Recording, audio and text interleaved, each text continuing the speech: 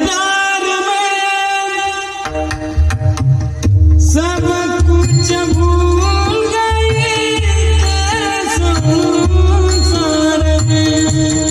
सब कुछ भूल गई संसार में जो जला दे पिता लगा दे